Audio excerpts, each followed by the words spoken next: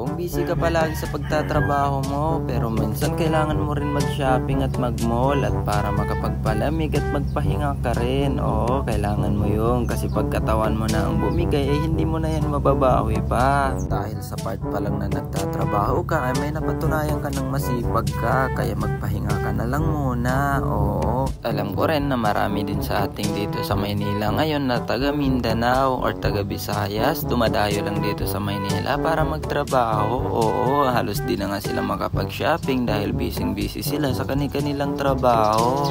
Pero dapat bigyan mo rin ng time ang sarili mo. Oo, wag mong sayangin yung mga ganitong pagkakataon. Lalong-lalo na pag binata ka pa or dalaga ka pa. Oo, kailangan mo talagang sulitin ang pagkakabinata mo kasi once na magkakaroon ka na ng sarili mong pamilya, alam kong doble kayod na yon. Kaya kailangan mo talaga mag-shopping at mag-enjoy muna sa bawat sandali ng buhay. Oo, pero seryoso yun kasi mangyayari at aabot din talaga tayo sa part na talagang doble kayod kung sakaling may sarili na tayong pamilya.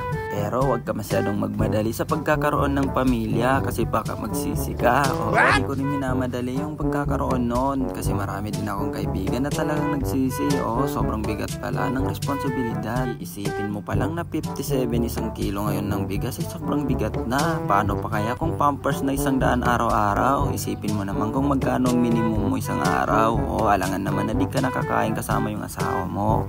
Pero di ko rin naman sinabing hindi ka na mag-aasawa habang buhay. Mag-aasawa ka rin pero sa tamang pagkakataon at sa tamang panahon. Kailangan lang muna natin na makapag-ipon. Kailangan kasi muna natin na maging madiskarte habang maaga pa at habang kaya pa ng katawan natin na magtrabaho. Oo, kasi pag umabot na tayo ng mga 45 years old ay posible na di na talaga natin kayang magtrabaho. Kaya sulitin na muna natin ang bawat sandali ng buhay. Kita kits, wawawi. At bago matapos ang video na to ay pwede ko ba mahingi ang like at follow mo lang? Salamat!